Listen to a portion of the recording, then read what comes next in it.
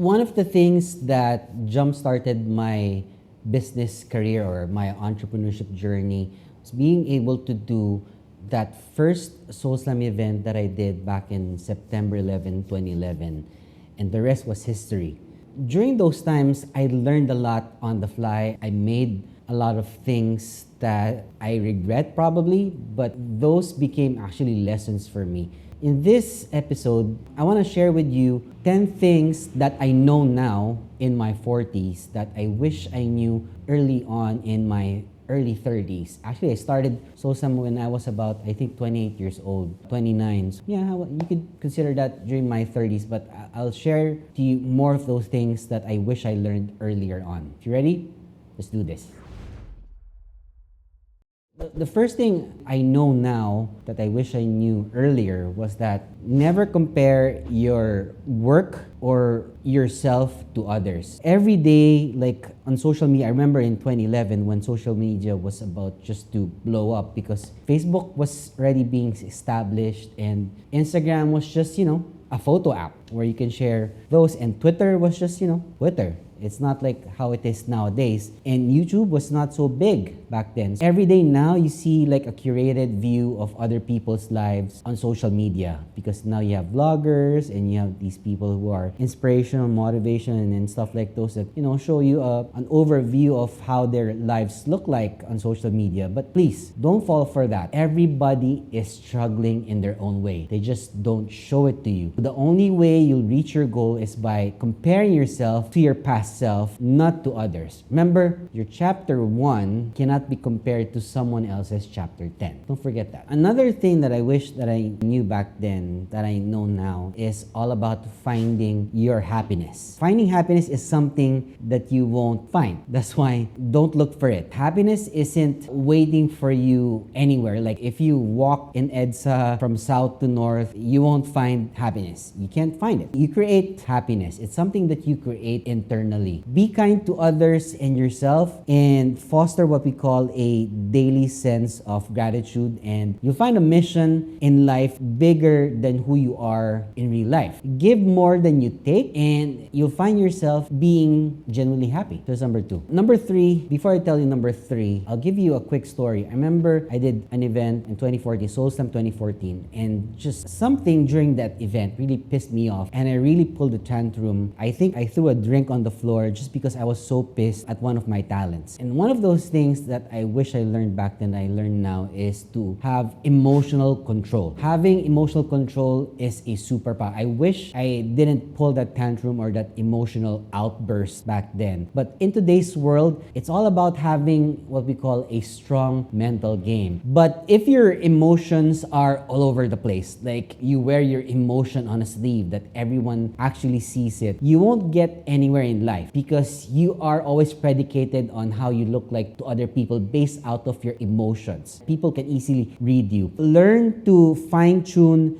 those emotions into your feelings by listening more and being able to redirect those feelings somewhere else that no one can actually see. Your angers and your anxiety will actually ruin your life if you don't know how to handle your own emotions. Learn how to harness your emotional outbursts. That will become a good superpower for you and a good weapon to use, because if people can't get a reaction from you, then it'll be really hard to control you. Does that make sense? If it makes sense, leave a comment in the comment section down below. Next thing I wish that I learned back then was being a better communicator or being able to communicate more to people. Doing events requires a lot of communications, a lot of back and forth via email, a lot of meetings and stuff. You'll encounter a lot of problems with those. Problems are always smaller when you speak about them. You talk about it, you talk about the issue and then you come up with a solution with the people involved with it. The more you communicate, the better your relationships will become. Like having a relationship with your supplier, with the people you work with, your staff and your crew. But remember, you always have 2 ears and 1 mouth. And the reason for that is that you can listen more and speak less. Always try to communicate more of what your thoughts are. The fifth thing that I wish I learned back then that I know now is that titles and reputations mean nothing. They mean shit. Back then, I felt like, if I put, a CEO tag or a president, or even when I was working, like, you're the director of whatever in your company, that it mattered. I always thought that titles and reputations, actually titles matter. But I followed that path, and guess what? No one cares. Maybe, a girl that you're trying to impress at the bar would find that impressive that you're the, president and CEO of that company that makes negative thousands every month, that they don't even know you're operating at a loss. So the only thing that matters is how people you interact with speak about you behind your back. You find out your true friends when they speak good about you behind your back, not when they're in front of you. Reputation will always trump any title. If you have a good reputation, it doesn't matter if you're this and that and what have you. It's nothing. I know a lot of friends of mine that don't even have titles, but they're very reputable to a lot of people. Have a good reputation instead of having a good title for yourself. That matters more. Next thing I wish I knew back then that I know now is this. I want to compare two kinds of pain. First pain will always be about the pain that discipline brings and the pain that regret actually gives. So there's two kinds of pain. So the only way you'll reach your goals is by being disciplined from within. Discipline is not given outside. There's no drill sergeant in your life that's going to tell you, like, at 5 a.m. you wake up and do those things that you need to do every day before you do, the mindless nonsense things that you don't actually need to do in life. So it starts with getting up early and sleeping early and putting in the repetitions that you need to do every day. So don't rely on motivation and inspiration. Motivation and inspiration goes like this in a graph, goes like that. But if you are disciplined as a person, you're trying to do small things every day. So you're going up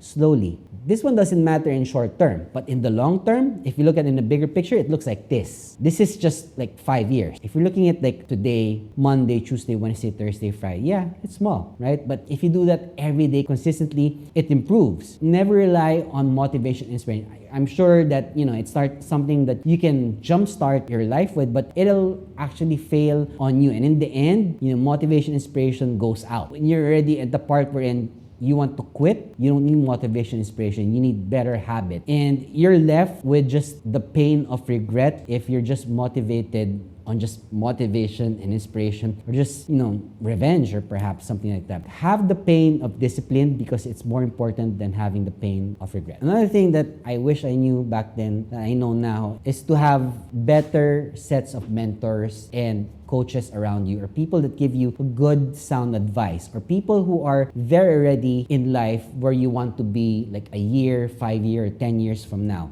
I call this like a board of advisors. In my imagination, when I sit down in my office or when I sit down in my thinking chair at home, I think about all the dead people that I look up to, like dead presidents, or, I even have Tupac in my head as one of my board of advisors that says to me, those words of wisdom that I need. I build myself what we call a board of advisors around me. What would Tupac think? Or what would Theodore Roosevelt would tell me? And their words, or like the words of one of all-time favorite Stoics, Marcus Aurelius or Seneca, I let that guide me and be my counsel. It doesn't need to be someone that actually speaks to you, right? You can find people in real life. I mean, that's great. You can find yourself a mentor, but if not, it's not really a huge thing. Listen to podcasts with your mentors that you look up to, watch their videos on YouTube, and read their books. Books for me are really important. It's one of the things that really helped me a lot grow as a person. Daily exposure to those things every day is all you actually need. There's no need to pay someone to be your coach or your mentor. You can just download them. You can watch them. You can read them. I mean, if you can't even afford books, you can just go to a website called pdfdrive.com and then download the book to your phone reader. It's just that you don't want to do it. Another thing that I want to share with you is that if you're consistent in being a hard worker,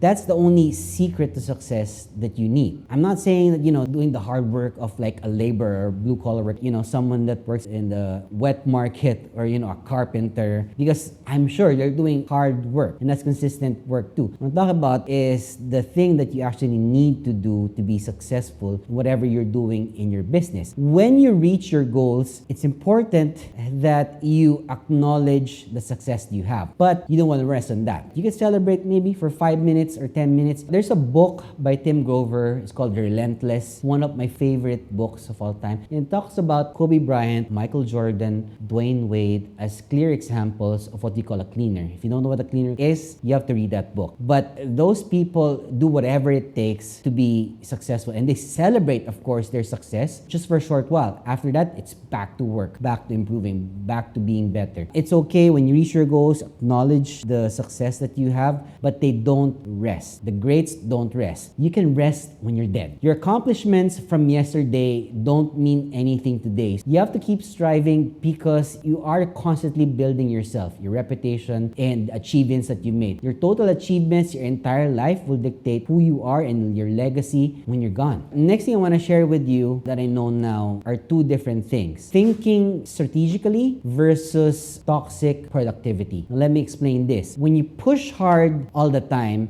you'll end up being busy. And busy is the one word that I hate the most. Why? Because being busy, when you tell someone that you're busy, robs you of so much opportunity. Remember when a friend approaches you of an opportunity that you could take and then you tell them, not today, because I'm busy. You don't know that opportunity could be the next big thing and the next big break that you actually need. That makes you robbed of the opportunity of being successful. And being busy will burn you out. I've felt that before. I've had the saying, back then, I even made it a shirt that I was never not working. Never not working for me was so bad. You want to think strategically instead. Check in with what we call your why. Your why is your purpose on why you're doing this in the first place. It's your guide. It's like your goal that you want to do every day. That's why you're doing it. It's your why, your purpose. Align your goals and take daily action to move you closer to what actually is your mission in life. And that is your why. Lastly, I have the freedom to do whatever I want now. I can say now that I own 100% of my time. People adjust to me instead of me adjusting to people. And for me, one of the manifestations of being successful is being able to own 100% of your time. You don't adjust to other people's time because of this. And it's all about being able to manage your time. You are in control of your time. But I need you to remember this. Time will not wait for you. Time keeps on ticking, doesn't stop. Nothing trumps time spent with your loved ones, your family, and your most important friends. Your true, legit, genuine friends. Balance this with staying in control of your work. Don't just work.